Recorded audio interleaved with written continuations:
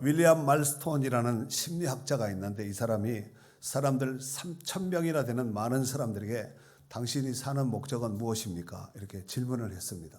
당신이 사는 목적은 무엇입니까? 이렇게 질의를 했는데 약 94%에 해당되는 많은 사람들이 나의 삶은 기다림에 있습니다. 이렇게 고백을 했다는 거예요. 이건 통계입니다. 94%. 이러한 통계를 볼 때 대부분의 사람들은 그 많은 시간, 그 많은 마음의 생각에 뭔가를 기다리는 일에 쓰고 있다는 것을 알 수가 있습니다. 그러한 맥락으로 볼 때 여러분 중에서도 이 성탄과 연말 연시를 앞두고 있는 이 시점에서 뭔가 새로운 것에 대한 뭔가 새로운 것이든 새롭지 않은 것이든 뭔가에 대한 기다림의 시간을 보내고 있지 않겠나. 통계적으로 볼 때 그런 프로테이가 나왔으니까 그렇게 아마 되지 않을까 싶습니다. 자, 그렇다면은 여러분들은 무엇을 기대하며 또 어떤 시간을 보내고 있습니까? 무엇을 기다리고 무엇을 기대하며 무엇을 기다리고 또 어떤 시간을 보내고 있습니까? 아마도 집안에 아기가 생기지 않는 불임 환자들은 아기에 대한 간절함을 가지고 있지 않겠습니까? 또 내지는 입시나 진급 시험을 치른 시점에 있는 사람들이라면은 꼭 합격해야지, 돼야지 이런 간절한 마음을 가지고 있을 것이고 또 내지는 병원에서 건강검진을 해놓으신 분들은 별일이 없기를 소망하면서 아마 기다리고 있지 않을까 싶습니다. 바라기는 기다림의 끝에 좋은 결과들이 있기를 바랍니다.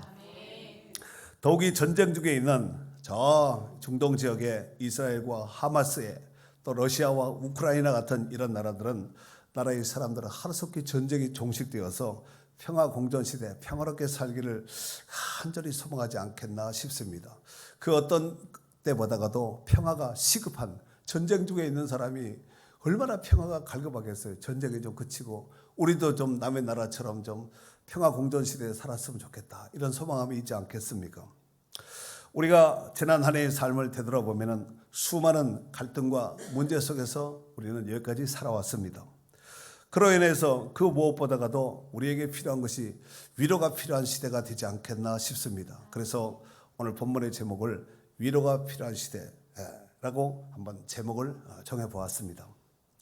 자, 그런데 문제는 그 상처난 아픔 또 상처, 아픔 이런 고통을 누가 위로해 줄 수가 있을까요? 물론 사람이 가까운 친구나 위로해 줄 수 있겠죠. 그러나 궁극적인 위로는 하나님이 해주셔야 됩니다.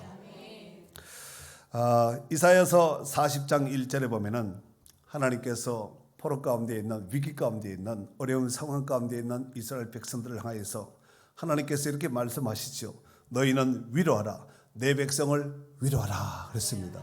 어쩌면은 이 시대가 위로가 필요한 시대가 되지 않을까 싶습니다. 시편 119편 50절에 보면은 이 말씀은 나의 고난 중에 위로라. 주의 말씀이 나를 살리셨기 때문이다 그랬습니다. 하나님께서 우리 인생이 고난과 아픔과 위기 가운데 있을 때 하나님의 말씀이 우리를 살렸다라고 시편 기자는 고백하고 있습니다.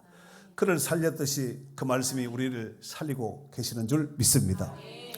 데살로니가전서 4장 18절에 보면은 그러므로 이런 말로 서로 위로하라 그랬어요. 그러니까 초대교회 당시 얼마나 위로가 필요했던 시대였다는 것을 이런 말씀을 통해 짐작을 할 수가 있습니다. 여러분, 이 위로는 초대교회뿐만 아니라 지금도 우리가 이 탄핵 정국 가운데 있는 이 한국의 정치적인 이 정치판의 위기 속에서 정치가 위기를 만나면은 여러 가지로 경제적인 것 모든 것 타격을 다 있습니다. 이런 시대에 우리가 정말 위로가 필요하지 않을까 싶습니다. 그래서 하나님의 위로하심이 오늘 우리 가운데 함께 하시기를 바랍니다. 자, 오늘 본문에 들어가서 오늘 본문에 보면은 주님의 위로를 간절히 기다렸던 사람이 등장합니다. 자, 25절 한번 읽어줘 보세요. 예루살렘에 시므온이라 하는 사람이 있으니 이 사람은 의롭고 경건하여 이스라엘의 위로를 기다리는 자라. 성령이 그 위에 계시더라. 자, 여기 보면은 시므온이라는 사람이 등장합니다. 시므온이라는 사람은 그 당시에 그렇게 유명한 대제사장도 아니고 율법학자도 아니고 평범한 사람입니다. 그런데 평범한 이 사람이 이제 성경에 등장하는데 이 사람에 대해서 금방 읽었던 25절에 보면은 이렇게 소개하고 있죠. 첫 번째, 의롭고 경건한 사람이다. 두 번째, 이스라엘의 위로를 기다렸던 사람이다. 세 번째, 성령이 그의 위에 계신 사람이었다. 성령 충만한 사람이었다는 것입니다. 이 시므온이라는 이 이름이 처음에 성경에 등장하는 것이 보면은 창세기 29장 33절에 첫 번째 등장합니다. 시므온, 레아의 아들로 이제 시몬이 등장하는데, 창세기 29장 33절에 보면은 이런 말씀이 있습니다. 그가 다시 임신하여 아들을 낳고 이르되 여호와께서 내가 사랑받지 못함을 들으셨으므로 내게 이 아들도 주셨다 하고 그의 이름을 시므온이라 하였으며 그랬습니다. 레아는 여러분 아시다시피 인물도 없고 시력도 알력도 떨어졌던 사람이잖아요. 라헬에 비하면 뭐 비교가 안 될 정도로. 그런데 이 부족한 레아가 하나님 앞에 자기 소원을 간절히 아뢰면서 하나님, 내 형편과 내 사정을 아시지 않습니까? 여러분, 야곱이 자기를 사랑하는 것보다 레아를 사랑하는 것을 자기를 사랑하는 것보다가 라헬을 사랑하는 것을 이 레아가 알았을까 몰랐을까요? 알았으니까 하나님 앞에 기도하고 그러지 않았겠습니까?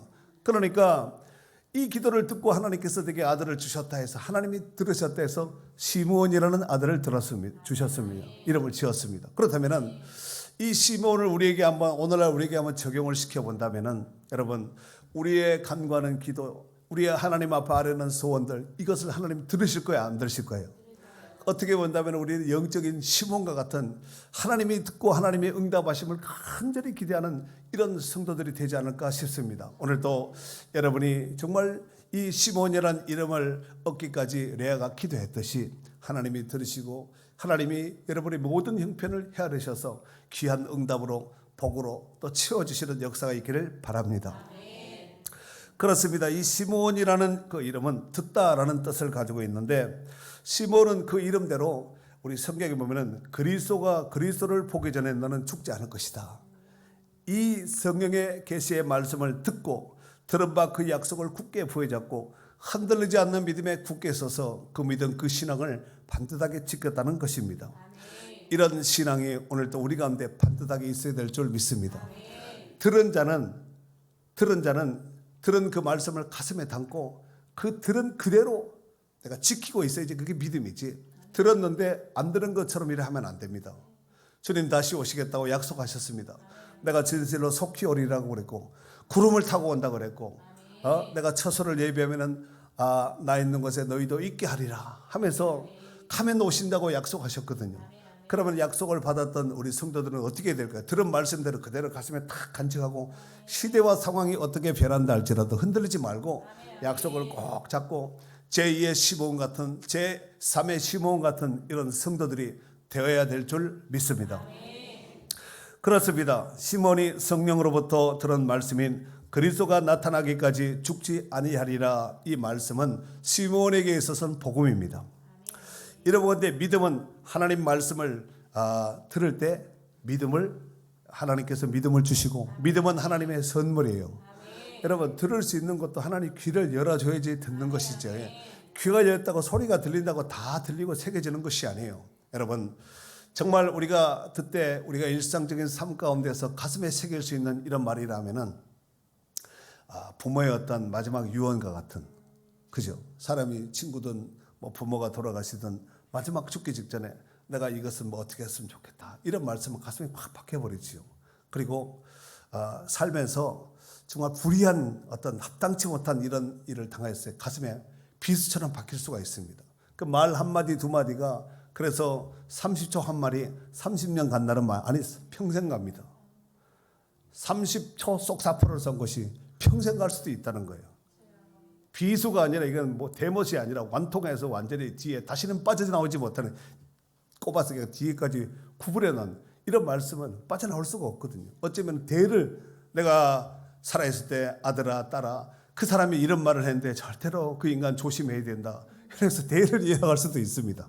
아무튼 그리스도가 나타나기까지는 너는 죽지 않을 것이다, 이런 성령의 음성을 듣고 그 말씀을 가슴에 담고 가슴에 담은 그 말씀을 부여잡고 하나님을 따르지 않고 늘 성령의 지시와 인도하심과 또 성령의 동행하심을 따라서 살았다는 말씀입니다. 그 당시 이스라엘은 로마의 지배를 받고 있었습니다. 더욱이 그 당시 이스라엘을 다스렸던 유대 임금은 누구냐면 헤롯입니다. 이 헤롯은 유대 사람이 아니라 이두메의 사람입니다. 이두메의 사람. 그로 인해서 시몬과 같이 의롭고 경건한 사람들은 메시아를 간절히 대망하면서 이스라엘의 위로를 간절히 기대하며 살았다는 것입니다. 그러던 어느 날 유대 땅 베들레헴에 마리아의 몸을 통하여서 온 인류의 구원자 되시는 예수 그리스도께서 태어났습니다. 그리고 난 지 8일 만에 할례를 받고 그날 예수라는 이름을 지어줬습니다. 마리아와 요셉과 마리아는 모세의 법대로 정결 예식을 하기 위해서 예루살렘에 올라갔습니다. 그리고 산비둘기 한 쌍, 집비둘기, 어린 집비둘기 둘을 하나님 앞에 제사하려고 성전에 들어갔습니다. 요셉과 마리아가 성전에 들어간 그 목적이 있습니다. 그 첫 번째로 산모 마리아는 정결 예식으로 해서 들어간 것입니다. 레위기 12장에 보면은 산모가 아들을 낳으면은 40일간, 또한 딸을 낳으면은 80일간 부정했습니다. 그 기한이 차면 산모는 성전에 올라가서 이제 정결 예식을 한 것입니다. 그래서 하나님 앞에 번제물과 속죄 제물을 드리면서 정결 예식을 행하였습니다. 24절, 오늘 24절에 보면은 또 주의 율법의 말씀대로, 주의 율법의 말씀이면 모세 오경을 말하는 거예요. 산비둘기 한 쌍이나 혹은 어린 집비둘기 둘로 제사려 함이더라 그랬습니다. 그러니까 산비둘기를 드렸다, 집비둘기를 드렸다, 이런 것을 보아서 그 집이 굉장히 가난한 집이라는 것을 알 수가 있습니다. 네. 부잣집 같으면 소도 잡고 양도 잡고 하겠지요. 그런데 가난한 사람이라고 하지 말라, 가난한 사람은 안 해도 된다 아니라 가난한 사람도 하나님 앞에 드려야 될 이 번제물과 속죄 제물이 있었는데, 이게 마리아와 요셉이 드는 것이 이제 산비둘기 한 쌍이면은 2마리겠죠, 그렇죠? 그리고 어린 집비둘기 둘로 번제물과 속죄 제물을 드리기 위해서 성전에 올라간 것입니다. 자, 그리고 두 번째 성전에 올라간 목적은 23절에 오늘 기록된 말씀과 같이 첫 아들로 나신 예수님을 하나님께 드리기 위해서 올라갔습니다. 이는 주의 율법에 쓴 바 첫 해에 처음 난 남자마다 주의 걸어간 자라 하리라 한 대로 아기를 주께 드리고 그랬습니다. 율법책에 첫 해란 처음 난 남자, 첫 것은 내 것이라고 그랬잖아요. 그래서 하나님 앞에 드리기 위해서 올라간 것입니다. 예. 여러분도 잘 아시다시피 예수님은 다윗의 자손입니다. 다시 말해서 레위 지파가 아니라 지파로 본다면은 유다 지파에 소속되어 있는 사람입니다. 요셉과 마리아는 민수기 3장 47절에 기록된 말씀과 같이 거기에 무엇을 기록하고 있냐면은 하나님 앞에 이제 그 성전세로 5세겔을 하나님 앞에 바치기 위해서 하나님 앞에 이제 아기 예수님을 품에 안고 성전에 들어가게 된 것입니다. 5세겔. 한편 그때 때를 같이 해서 시몬도 성령의 감동을 받고 성전에 들어갔습니다. 바로 그때 요셉과 마리아의 품에 아기 예수님이 안겨서 성전에 들어온 예수님을 시몬 입장에서는 정말 처음 본 거잖아요. 정말 드라마틱한 이런 만남이 되지 않았을까 싶습니다. 이는 철저한 성령님의 중재 속에서 이루어진 축복된 만남인 줄 믿습니다. 자, 27절 읽어줘 보세요. 성령의 감동으로 성전에 들어가매 마침 부모가 율법의 관례대로 행하고자 하여 그 아기 예수를 데리고 오는지라. 자, 27절 읽으니까 누가 먼저 들어간지 성전에 들어간지 이제 답이 나오지요. 자, 그날 시몬이 성령의 감동을 받고 성전에 들어갔을 때 그때 시몬의 마음 느낌이 어땠을까? 그냥 들어간 것이 아니라 어떻게 들어갔다고요? 성령의 감동을 받고 성전에 들어갔다는 거예요. 자, 시몬에게 있어서 그날은 메시아로 오실 그리스도를 보기 전까지는 죽지 아니하리라, 이 성령의 음성을 들은 것에 대한 응답받는 날이에요. 그러니까 이 말씀은 지금 받았을까요? 전에 받았을까요? 전에 받았겠지요. 그리고 전에 받았던 그 말씀을 가슴에 담고 믿음을 지켜서 언젠가는 메시아가 내가 죽기 전에 올 것이다, 이런 소망감을 가지고 살았는데 바로 그날이 D-Day였다는 것입니다. 사랑하는 성도 여러분, 여러분은 성전에 예배할 때 어떤 감동을 받고 오셨습니까? 여러분들이 성전에 예배할 때 누구를 만나기 위해서 오신 것입니까? 저를 보려고 왔을까요? 성도들을 보기 위해서 오셨을까요? 밥 먹기 오셨을까요? 아니면은 뭐 방송실 담당하려고 오셨을까요? 차량 운행하려고 오셨을까요? 그 어떤 모습으로 왔다 할지라도 하나님께서 우리를 인도하셨고 제일 중요한 것은 예수님을 만나야 된다는 것이에요.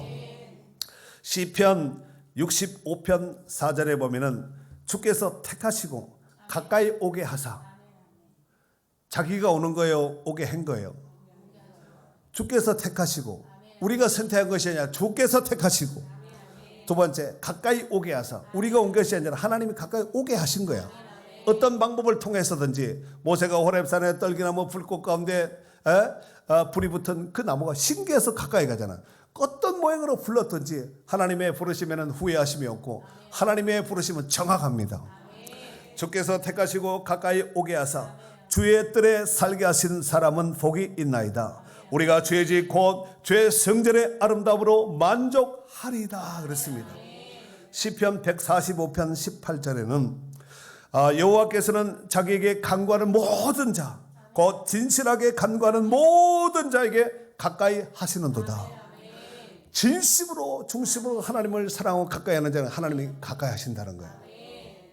이 말을 거꾸로 하면 어떻게 할까요? 하나님과 멀어지는 자, 하나님을 안 사랑하는 자는 하나님 가까이 안 한다는 거예요. 오늘도 정말 진실이 하나님 앞에 간구하고 하나님을 사랑하는 마음으로 모인 이곳에 우리 하나님이 함께 하시고 그 사랑의 징표로 오늘 말씀을 주고 하나님께서 하늘문 여시고 여러분 각자에게 은혜를 부어주시는 축복된 시간인 줄 믿습니다. 이러보건대 하나님을 가까이 하는 사람은 성전을 가까이 하는 사람이에요. 그렇죠? 그리고 성전을 가까이 하는 사람은 하나님을 가까이 하는 사람이에요. 하나님을 가까이 하는 사람은 성전을 가까이 하는 사람이고 성전을 가까이 하는 사람은 하나님을 가까이 하는 사람이 아니겠습니까? 그러면 둘 다 가보시기로 성전과 하나님을 가까이 하는 사람은 복된 자입니다. 그렇죠?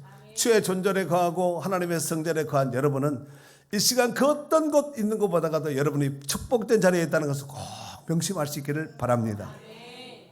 시편 73편 28절에 보면은 하나님께 가까이 함이 내게 복이라 그랬어요. 하나님 가까이 하는 자가 복된 자예요.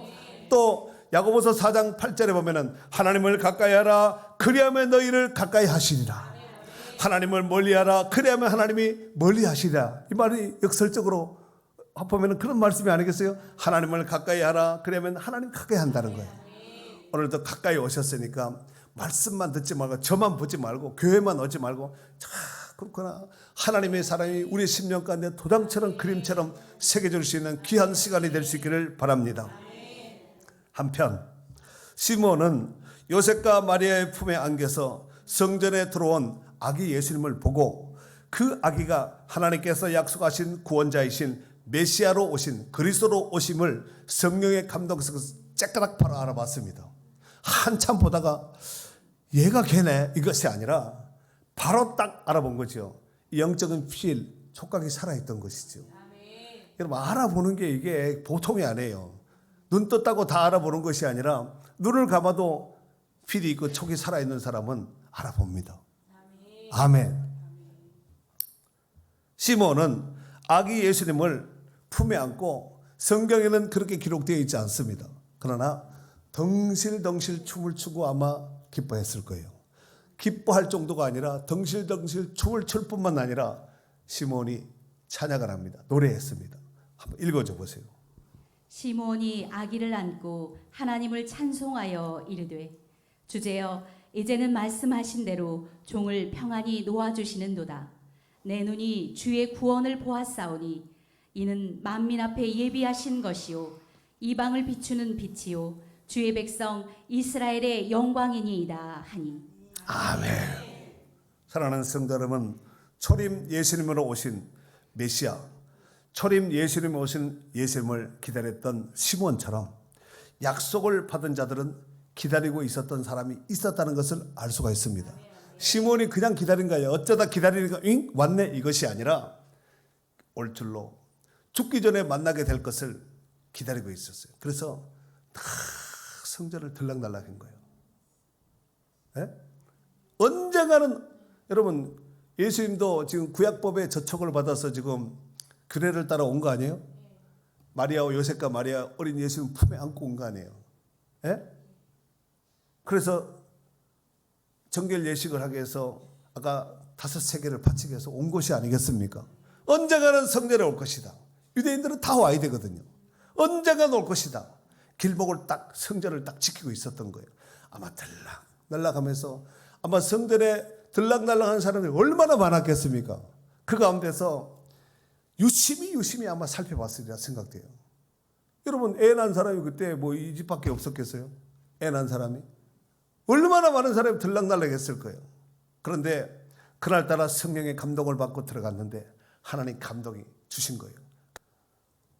분명한 것은 초림 예수 때 초림 예수님이 이 땅에 오신 그 예수님을 기다리고 있었던 사람이 있었듯이 다 기다린 것이 아니라 극소수의 사람입니다. 약속을 받아도 그 약속을 꼭 가슴에 담고 있었던 그 사람이 기다린 것이지요. 그리고 이제 영광 중에 구름을 타고 다시 오실 예수님을 기다리고 있는 성도들이 많겠지요. 그러나 진짜 기다리고 있는 성도는 그리 많지 않을 것 같아요. 예를 들어서 우리 마태복음에 보면은 그 열처녀의 비유가 나오잖아요. 열처녀의 비유. 거기 보면은 슬기로운 5처녀와 미련한 5처녀가 나오죠. 슬기로운 5처녀와 미련한 5처녀의 차이점이 뭐죠? 똑같이 등과 기름은 다 가졌습니다. 근데 문제는 기름을 준비했다는 거예요. 스페어를 준비했다는 거예요. 그런데 거기서 나중에 신랑이 늦게 온 거예요.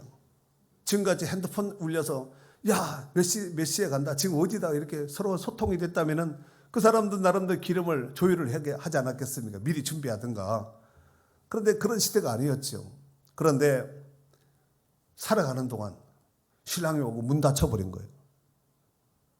나중에 와서 문을 두드리면서 우리가 와서 문 열어달라 그러죠. 다시는 열리지 않았습니다. 자, 그렇다면은 10명의 열처녀 가운데서 5명이 슬기로운 5처녀가 신랑의 잔치 자리에 들어가고 5명은 못 들어갔으니까 프로테이지로 본다면 몇 프로예요? 50%. 우리로 본다면 기분 나쁘게 생각하지 말고 여기 앉아있는 반은 못 들어간다는 얘기예요. 꼭 그 공식이 맞는 것은 아니지만 이를테면 프로테이지로 10처녀 가운데 5은 들어가고 5은 못 들어갔으니까 50%잖아요. 그럼 이걸 우리가 한번 적용을 시켜본다면 한국교회에 적용을 시켜본다면 반은 못 들어간다는 얘기잖아요. 반만 들어가도 많이 들어간 거예요. 아마 들으면서 그러겠죠. 나는 들어가는 쪽 반일 거야. 이렇게 생각을 하겠죠. 다. 그러나 그렇지 못한 사람이 있을 수도 있습니다. 한번 새겨볼 필요가 있다고 생각합니다. 자, 유대 전승에 의하면은 당시 시므온의 나이가 소년이었을까요? 나이가 좀 됐을까요? 나이가 좀 된 어르신인데 유대 전승에 의하면 이때 나이가 113살이었다는 거예요. 113살. 그리스도를 보기 전에는 죽지 아니하리라는 약속을 받았던 시므온은 매일같이 성전에 나가서 기도하고 실제적으로 두리번 그러면서 아기 예수님, 메시아로 오실 그 예수님을 기다리고 찾았다는 거예요. 두리번 눈을 반짝반짝하면서 졸다가 게시물이 하면은 지나가도 모르거든요. 눈을 반짝반짝하면 한번 해봐. 반짝반짝. 째려보지 말고 반짝반짝. 막 정말 눈이 부실 정도로 반짝반짝. 사람들이 들어올 때마다 유심히 지켜보고 또 살펴봤으리라 생각됩니다. 그러던 어느 날 오늘 본문과 같이 그날 성령의 감동을 따라서 성전에 들어갔을 때 요셉과 마리아의 품에 안긴 아기 예수님을 그날 딱 직면하게 된 것입니다. 그리고 아기 예수님을 품에 안고 눈으로 보면서, 여러분 눈으로 보는 것도 복이잖아요. 시므온은 예수님을 부모님처럼 아기를 안아버린 거예요. 여러분 예수님을 품에 안은 사람이 성경에 많은 것 같지만 예수님 부모에는 누가 함부로 안겠어요? 나도 한번 안아보자, 나도 이러지 하는 것이 아니에요. 예? 시므온은 자기 요셉과 마리아처럼 부모님처럼 품에 안은 거야. 그리고 찬양을 한 거야. 우리 성경에 보면은 29절, 주제여 이제는 말씀하신 대로 종을 평안히 놓아 주시는도다. 주제여, 나의 주인이시여, 이제는 내가 평안히 눈을 감고 죽겠습니다. 의역을 하면은 이런 말씀이 아니겠습니까? 더 이상 나는 이제 소원이 없습니다. 구원자이신 메시아로신 예수님을 눈으로 직접 안고, 눈으로 보는 것도 복인데 품에 안았으니까 나처럼 복받은 사람이 없습니다. 말로 글로 형용할 수 없는 이런 어떤 것들이 있지 않았겠나 싶습니다. 여러분, 오늘 시몬은 너는 메시아를 보기 전에 죽지 아니하리라. 그때 나이가 언제인지 몰라요. 그러나 분명히 오랜 세월 기다렸다는 것은 우리가 감을 통해서, 본문을 읽으면서 감을 통해서 읽을 수가 있습니다. 여러분, 기다리는 것이 이게 바보가 아니라, 기다리라고 할 때는 기다리는 것이 그게 진짜 그게 믿음입니다. 기다리러 가면 기다리면 돼. 다른 거 하지 말고. 기다려. 이러면 되는데, 기다리면 되는데, 기다림에서도 온갖 것을 당하는 거야. 뭐 설마 지금 오겠나? 잠깐 여기 볼일 보고, 잠깐 볼일 보고, 뭐 잠깐 가까운데 별일이 없으면 조금 더 멀리 가서 별일 보고, 가는데 이렇게 올 수 있습니다. 그렇잖아요. 뿐만 아니라 시므온은 어려운 난세에 처한 이스라엘을 위로해 주실 메시아를 자기도 기다렸지만 그새 사람들이 경건하고 의로운 사람들은 소수지만 간절히 정말 손을 꼽아가면서 기다렸다는 것입니다. 그 후 세월이 많이 흘러간 오늘 21세기를 살아가는 우리도 기다려야 돼요. 그때는 초림 예수님을 기다렸지만 지금은 다시 오실 예수님을 기다려야 돼요. 문제는 예수님은 이 땅에 평화의 왕으로 오셨습니다. 우리 앞에 보면은 그런 말씀이 있잖아요. 예수님의 탄생 소식을 천사가 베들레헴 지경에 양을 치는 목동들에게 나타났습니다. 그리고 앞에 14절에 보면은 13절, 호련히 수많은 천군이 그 천사와 함께 하나님을 찬송하여 이르되 지극히 높은 곳에서는 하나님께 영광이요 땅에서는 하나님이 기뻐하시는 사람들 중에 평안하다. 평화의 왕으로 오셨거든요.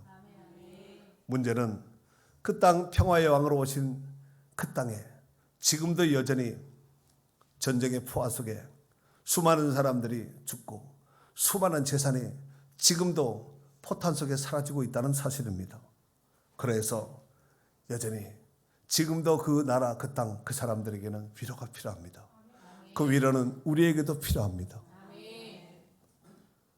주님 다시 오시는 그날까지 많은 우리 후손들에게도 그 위로가 필요하지 않을까 싶습니다. 이러한 모습을 영적으로 재해석해보면 지금도 여전히 악한 원수마귀는 우는 사자와 같이 두루다니며 삼킬 자를 찾고 있다는 사실입니다. 그로 말미암아 하나님의 위로하심과 하나님의 보호하심이 절대적으로 우리는 필요한 존재입니다. 그 은혜가 우리 가운데 있기를 바랍니다. 여러분, 교회 올 때마다 나는 예수님 만난다 이러고 와야지, 교회 밥 먹으러 간다, 뭐 지금 친구 만나러 간다 이러면 안 돼요. 이제 성탄절이 오늘이 15일이니까 딱 10일 남았습니다. 시대와 세월이 많이 변했지만 하나님의 구원하심과 위로는 지금도 우리 가운데 필요한 시대 가운데 살아가고 있다는 사실입니다. 부디 성탄절날 다른 데 가지 마시고, 제가 지금 세상 사람들한테 얘기하는 것이 아니라 우리 성도들한테 지금 얘기하는 거예요. 성도 여러분들, 제발 크리스마스 성탄절날 다른 데 세상에 가지 마시고 교회 와서 예배함으로써 예수님을 만나고 하나님을 찬양하는 역사가 있기를 바랍니다.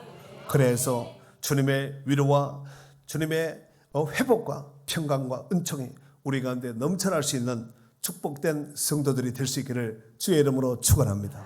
축원합니다. 오늘 말씀을 잘 상고하면서